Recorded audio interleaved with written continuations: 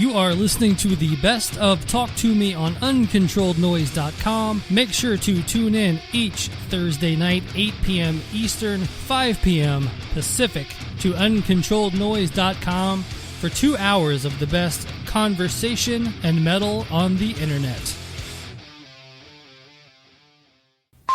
You are listening to Talk to Me on Uncontrolled Noise.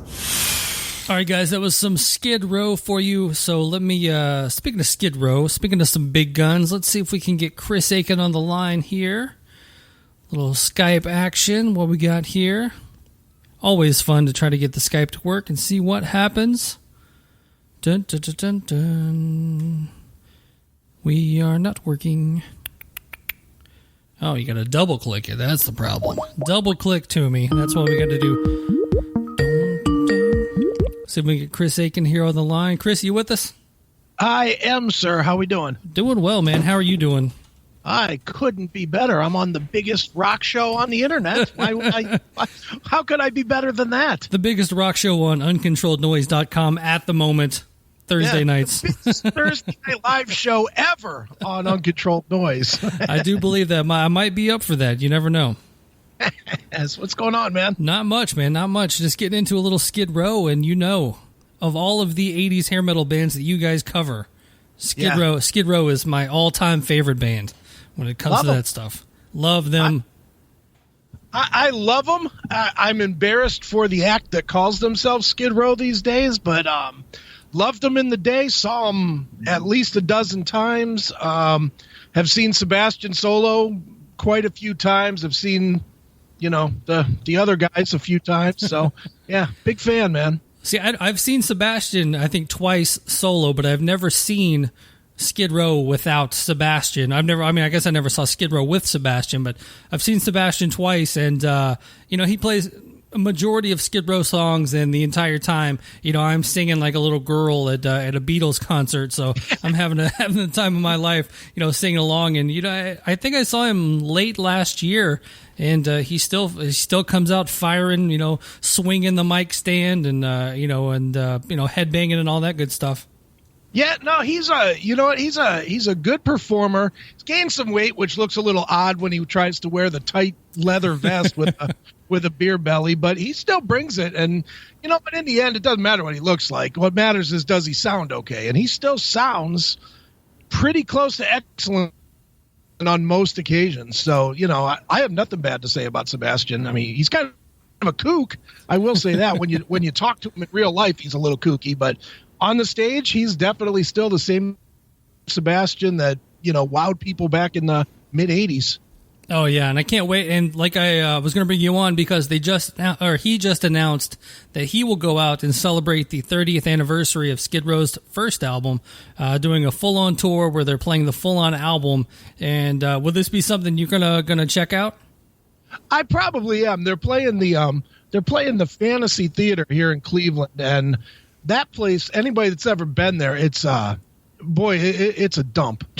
Just to be honest, it is a dumpy, shitty bar with it has a big boat in it. It has half a boat in the middle of the bar. It's odd, but so Amon Amarth played there and left their stage props. Amon Amarth would love that room because they would absolutely move the stage to the boat. I mean, it's big enough. It's definitely big enough to put Amon Amarth on there playing. It's a cool room, but it's a dumpy room. Dude, you've played a million rooms before. Some of those dives are the best places to actually see a show, just because you're 6 feet away from whoever's on stage, and the place that they're playing here, the stage is maybe 3 foot high. So, it's really like you're almost at ground level with the band when they're playing. So it'll be fun. I probably will go check it out. I think it's on a Friday here. So odds are pretty good that I may go and see that show. Yeah, you're going to be so close that you might get hit in the face with the mic if he comes out twirling it around. So I might be, but again, you're assuming that I'd be away from the bar. So true, you'll be captain of the boat back there. You'll be exactly. Well, the one thing that came out today on our good friend Eddie Trunk's show, so I guess Sebastian came out saying that he wants any former members of Skid Row and the original members to join him on the upcoming tour. How far do you think that's going to get him? Is he going to get I guess, was Rob a Fuso on the first album, so I'm assuming he's probably going to do it? I would imagine he's the only one. Oh, who else would be there from? I mean Snake and, Snake's not going to do it. And Rachel's not going to do it. Yeah. Scotty. Yeah. Is Scotty still in the? I believe Scotty's still in the current version, so I think the three of those guys are still in the current version.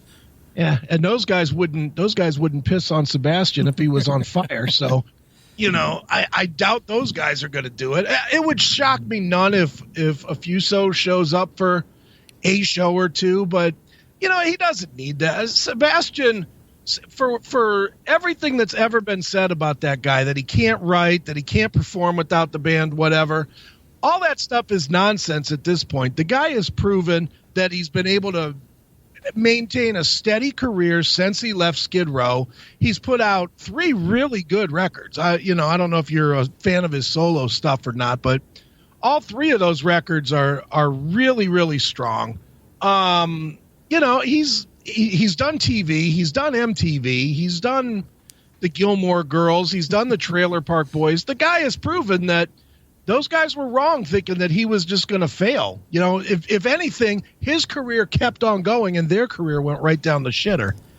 Yeah, I think that version, the current version of Skid Row has come through a couple of times, and it's just not something that I've even attempted to go see.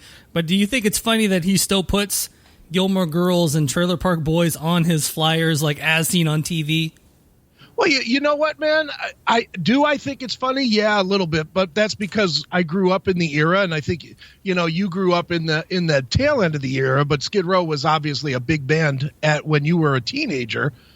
But for the younger kids, the 25-year-olds of now, they probably don't remember I Remember You and Youth Gone Wild and, tours with Guns N' Roses and that shit. But they certainly remember the Trailer Park Boys.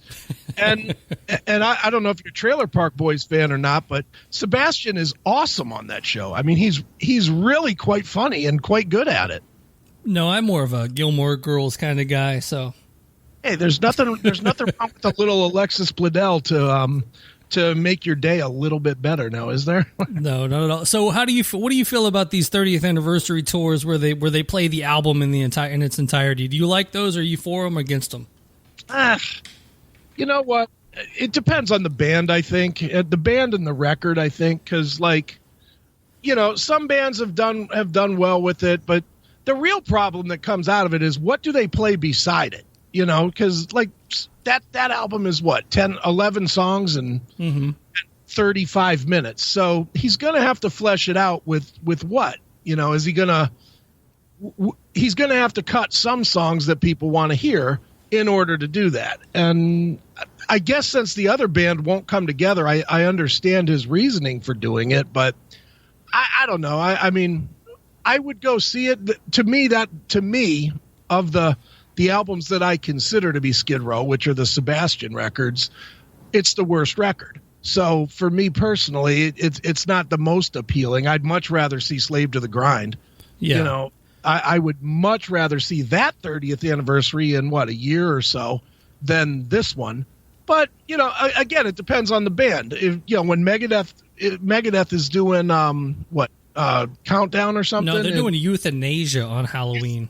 Yeah, that's solid. It's a great record, and that's solid. That's 25th anniversary, I guess. Mm-hmm. But then you had Iron Maiden, 4 or 5 years ago, doing A Matter of Life and Death from start to finish, and good God, no one wanted to hear that. Well, I think there was a couple of shows I saw where the band played the album in its entirety. I think around 2010, 2011, Megadeth did Rust in Peace in its entirety. Slayer did Seasons in the Abyss in its entirety as a tour. I had to go see that. Those are my 2 favorite albums, respectively. A few years ago at Riot Fest, Rob Zombie played Astro Creep 2000 in its entirety, and it's funny you talk about what else are they going to play, because I went for the Astro Creep 2000 because I love that album. Sure. But the biggest pop of the night was when they went into Dragula. I was like, what the hell is going on? Like, you just realize that Rob Zombie, I think, actually might be a little bit bigger than some of that White Zombie stuff he ever did. Yeah, I which is sad because that material is so B-level compared to Les Exorcisto and Astro Creep is start to finish. There's not a bad note on that record. It's just a perfect record. But really, for me personally, if I was going to see Zombie, I would want to see those songs from Astro Creep and maybe 3 or 4 songs from Les Exorcisto, and that's it. Maybe Super Beast from the Rob Zombie stuff, and that's about it. I'm not a Dragula I thought was a terrible song. I remember hating it when it came out, and I don't even listen. I haven't listened to it since. Yeah, I never really got into his solo stuff, and it was funny that they did the they did the entire album, and then they did Dragula and Thunder Kiss 65, Sure. and both of those songs seem to have gotten a bigger pop than the entire album that they did with in the entire full album that they did. Sure. Well, it's because most of the fans, dude, and it's embarrassing when you go to see a band, at least to me it is. It's embarrassing when you see the guy that's got the Rob Zombie hat on and the Rob Zombie shirt, and he's throwing elbows to get up to the front, and then Rob plays something like Blur the Technicolor, and he acts like it's a new song that should have never been recorded.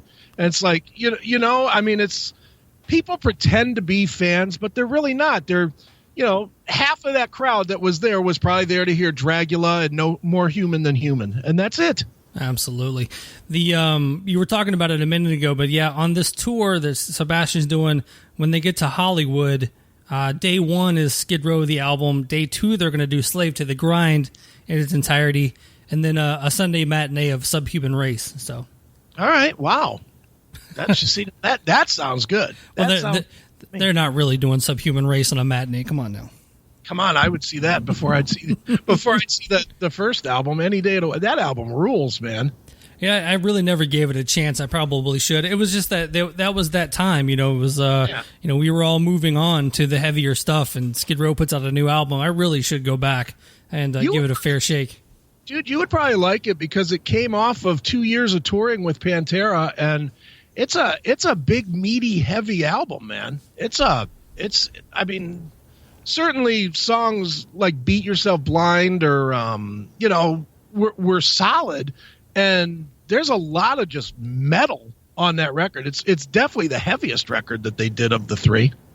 Yeah, I can. I'll definitely give it a spin this week and give my review next week on the show. How about that, Chris?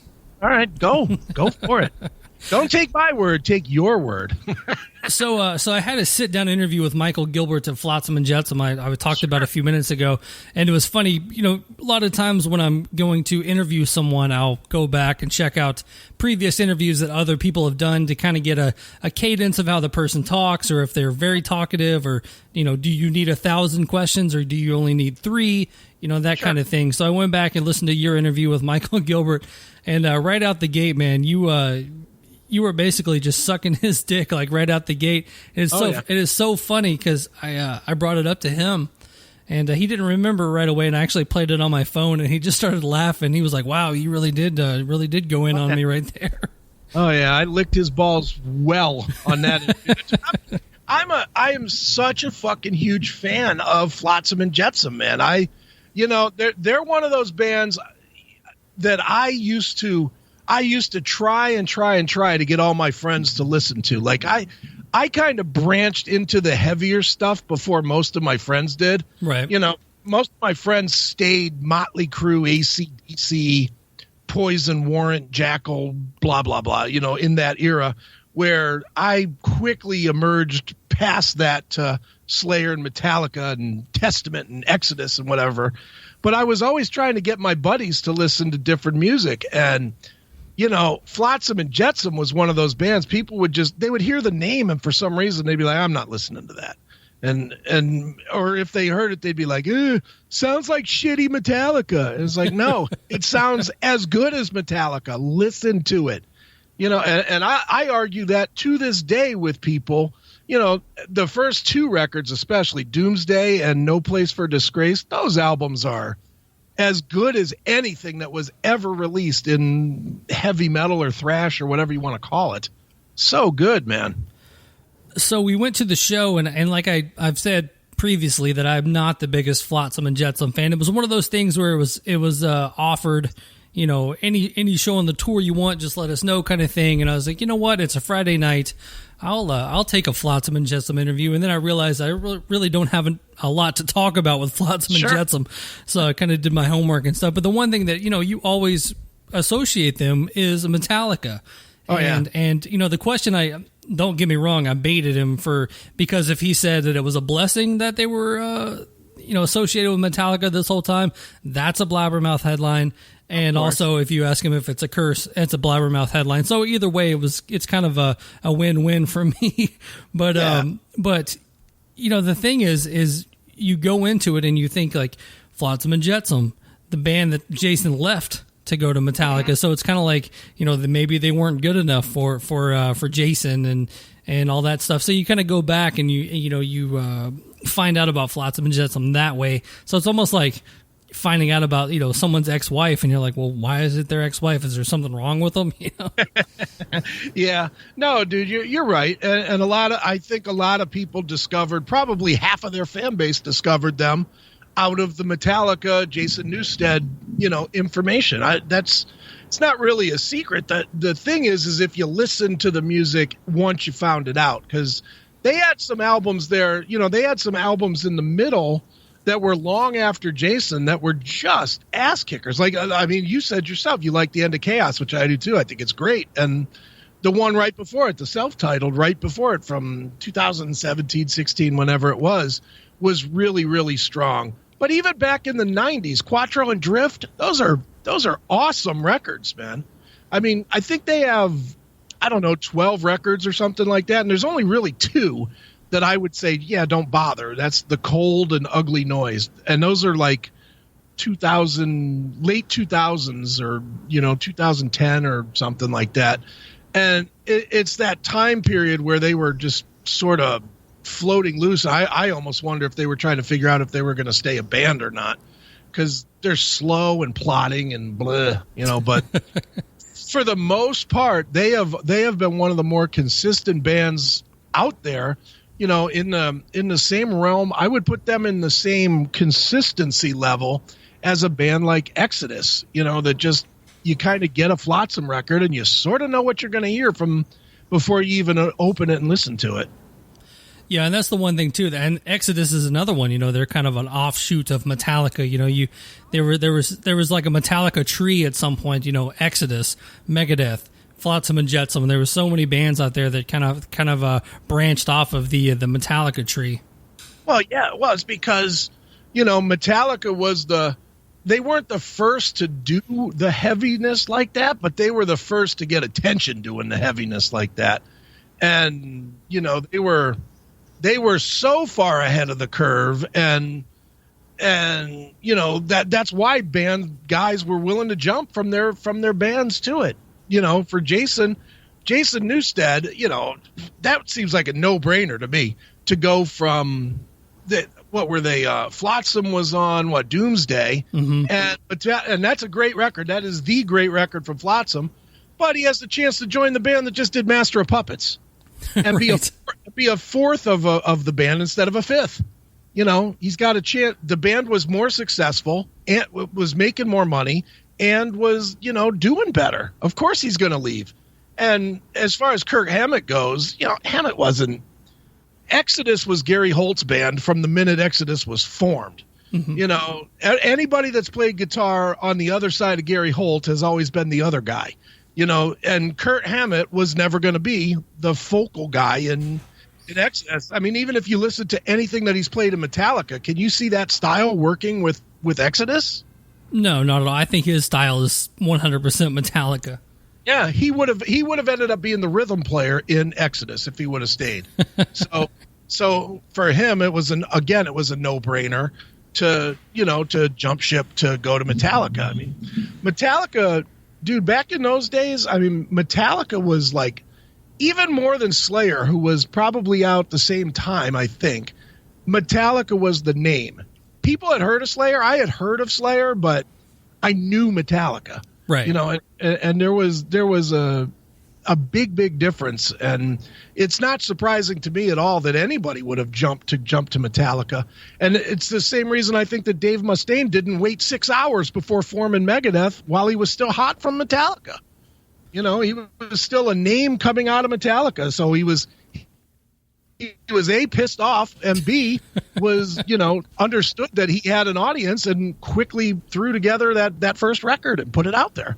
No, and that's a true testament to Dave. I mean, you can also tell, a lot of those riffs on those first few albums are definitely Dave Mustaine riffs. One quick side note on the Flotsam and Jetsam interview. So I know what they look like. I don't know. I kind of had to check out some recent photos to kind of check who I was, about to talk to. And I sit down with Michael on the bus, and this homeless looking guy gets on the bus, and he starts, kind of digging through the refrigerator looking for stuff, and right. Me and Michael started our interview. And I asked him a question like, what year did he leave or whatnot? And finally he looks over and he goes, "Hey, Eric, what year did I leave Flotsam?" And I was like, oh, my God, that's Eric A.K. He was wearing a hat. He just looked disheveled. But then, he gets out on stage, man, and he blew both me and Melissa away. See, he's such a good front man. He's, in a lot of ways, and I've seen them, I don't know, a dozen times probably. Yeah, He reminds me very much of Blitz from Overkill, the way he commands the stage. It's a no bullshit, I'm on stage and you're going to fucking listen to me type of a presentation.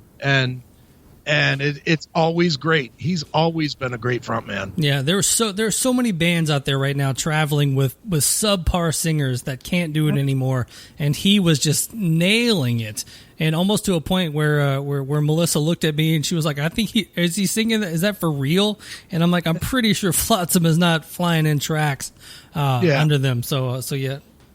Yeah, no, you're right, man. It makes it to where it's a total crapshoot anymore to go see shows, because you don't know, what you're going to get. I mean, how many singers have you go to probably more shows than I do, but how many times have you gone to a show and the singer just sounds like ass? You get that a lot, and then sometimes they just sound too good. So I don't even know what I want anymore. Do I want a subpar singer? Or do I want some tracks and my favorite musicians at least on stage in front of me? You never know. Yeah, well, at least you got the hologram. Then you can get the best of everything, right? I do like your theory of current bands just replacing members with holograms. You think? See, Neely was not getting that when I was saying that. I really believe that in the future there's not going to be replacement players. There's just going to be, you'll sign when you join a band, you're all going to join that you're part of the entity. And if you leave the entity, that your likeness can be used. I honestly think going forward, that's what we're going to get. And I equally believe that you're going to get karaoke machines where you can punch up that I want to sing Nirvana's Team Spirit with Chris Novoselic and Dave Grohl, or I want to sing, One with everybody but James Hetfield. I totally think that that's the direction the shit's going to go. I don't think the concert thing personally is going to work.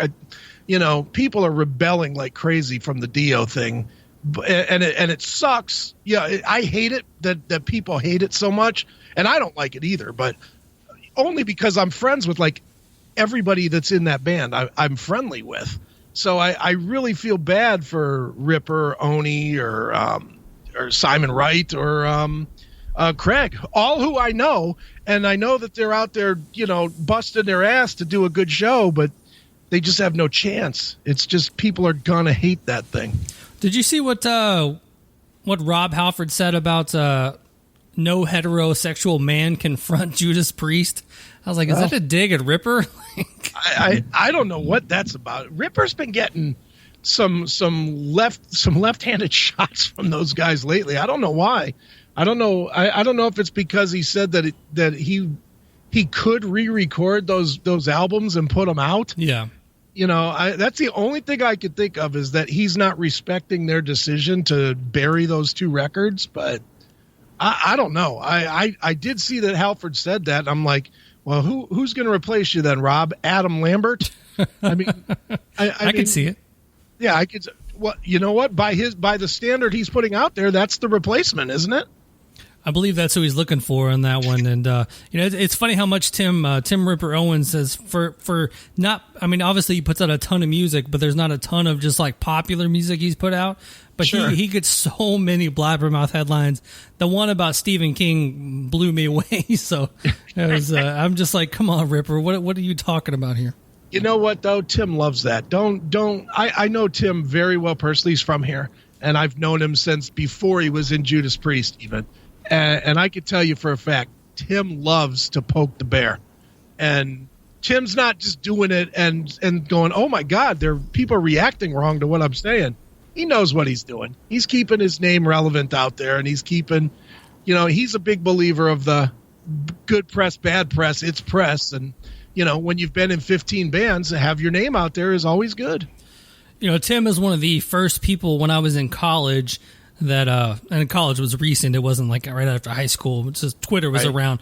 But I had to write a paper on a movie that was kind of taken off based on real life. And I was like, well, I'll do Rockstar.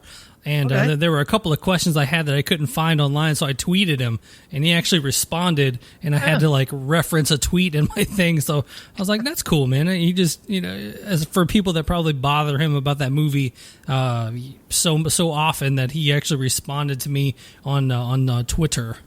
You know what? He's just regular dude, man. I mean, I know in across the country he's rock guy, and a lot of people say he's one of the best voices and blah, blah, blah, all that stuff. And none of that's a lie. But he's just a regular guy. He's honestly, knowing him before, knowing him now, hasn't changed an ounce. And knowing him even when he was in Priest, didn't act different when he was in Priest either. That was always the weird thing when he was in Priest. You'd see him on stage. He's always done like the boxing thing where he's like fighting the air or whatever. Okay. And he would be doing that during the shows while Priest was doing the synchronized guitar bullshit. It was an odd thing because he just didn't follow the Rob Halford path. Right. He always was true to himself. He's still true to himself. And I personally, I follow him on Twitter. I love seeing him on Twitter because he absolutely drives people crazy, which to me is fun. All right, so we'll wrap it up on this and kind of bring it full circle, even with Tim and Judas Priest. And would you rather see a Sebastian playing Skid Row songs or Skid Row without Sebastian? And that kind of goes for encompasses most bands. Would you rather see the singer with 4 other dudes or the 4 original dudes with a random singer? Where are you at on that one? I'd rather see, in Sebastian's case, I'd rather see Sebastian do a set of System of a Down songs before I'd rather see the Skid Row. Right. They're not good. So in that case, I would definitely take Sebastian. I guess it depends on who it is. I mean, there's arguments either way. I would definitely take a Sammy Hagar-led Van Halen over the garbage that Roth has put out the last couple of years. We both love Pantera. So would you see Pantera with another singer, or would you want to see Phil fronting a Pantera tribute? I'd see Phil. Yeah. I mean, obviously we had the chance with Damage Plan, and people weren't that interested. I know how it ended, obviously, but people weren't that interested in Damage Plan, and Anselmo. Say what you want. Every time he posts a live thing with the Illegals and he breaks into a Pantera tune, I'm glued to it on Facebook or Twitter or whatever. Absolutely. I wish Phil would get with Rex, who he's still friendly with. Get with Rex, get himself a guitar player and a drummer, and go out and do a tribute to Pantera. I would see that in a minute. Well, he's doing festival shows where the Illegals are playing an entire Pantera set. So I'm hoping that turns into something, more over here. I think the last time I saw Phil and the Illegals, they played a few Pantera songs. And but even the one time I saw Damage Plan, I mean, They the last two Damage Plan songs I ever saw them play was A New Level and Walk, and so they were still pushing that too at the same time. Absolutely. I mean the only thing with Anselmo doing it with the Illegals is that they need a different guitar player. And since Marzi could have done it, but you fucked that up. So thank you for that. But I fucked that, I guess. But I mean, the guy that they have is a very, very talented guitar player, but not for that style. Right. And, listening to him play Becoming and stuff just does not work. It's not a death metal riff that he's playing, but it's played as a death metal riff with the Illegals. It just doesn't quite work. So if he did it with a good guitar player, doesn't have to be Zakk Wylde for all the people that clamor for that all the time. But, if he found himself a good guitar player and a quality drummer that fits that musical style, why not? I would go see that. It'd be fun. It would be fun to hear those songs live again. Oh yeah, I mean that's the one thing. The fucking Pantera cover band. They were actually just here the other day, but I couldn't go. But the last time they were here, we went to see them, and it was one of those things where I was like, I'm not going to see a Pantera tribute band. But my roommate at the time, Eric, was like, no, dude, these dudes are awesome. You got to go see it. And they played deep cuts, and they played the hits, and they played an hour and a half of Pantera songs. And at one point, you're just like, it's just good to hear those songs loud again, and that almost kind of goes over into the hologram part, where how good or bad the hologram is, you're still hearing Ronnie play over some live music, and it's loud, and it's you're grabbing a beer and you're out with your friends, and it's there's a lot of positive to tribute bands and the hologram there. Sure. Well, I went last Sunday. I went out and saw Sammy Hagar and Michael Anthony doing their thing, the Circle, but half the set was Van Halen tunes, and it was Van Halen tunes that Van Halen has just left for dead. They're not playing any of those songs, Best of Both Worlds or Why Can't This Be Love or Finish What You Started, whatever. And it was cool to hear those songs with those two guys and a competent guitar player. He's certainly not Eddie Van Halen, but a competent guitar player. And Jason Bonham is obviously a great drummer. It was a great time, and those songs sounded good, and it was just good fun to hear those songs again. So I'm for hearing the music. I just would like to hear it presented close to what we remember, if possible. That's all. All right, man. Well, you got any good interviews on the horizon for us? I'm interviewing Tom Hazard tomorrow.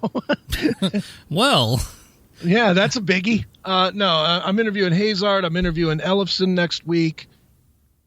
I don't know who else I'm interviewing. I tend to get those Holics things the same as you do that say, hey, can you interview this band tomorrow? And I always say yes. So, right. I don't know. I mean, I do a shit ton of interviews, and I think I do 2 or 3 a week these days. So just follow the page, theclassicmetalshow.com, and they'll all be there. All right, man. Well, leave us with the track. What do you want to hear? From who? From Pantera or from anybody or what? Anybody. All right, I'm going to go to Flotsam and Jetsam. All right. I'm going to go to the Quattro release. I'm going to challenge you here. All right. And I'm going to go with Swatting at Flies. How about that? All right, let's see what I got here. See if Spotify has that one for you. What are you talking about? This is my disc collection. Sure it is. Swatting at Flies. All right, Chris. Well, man, it was good catching up with you, and until next time, man, it was good talking to you. All right, brother. Yeah, good talking to you, man. All right, man, take care. All right, later. Don't forget to check out Talk to Me live every Thursday night, 8 p.m. Eastern on Uncontrolled Noise.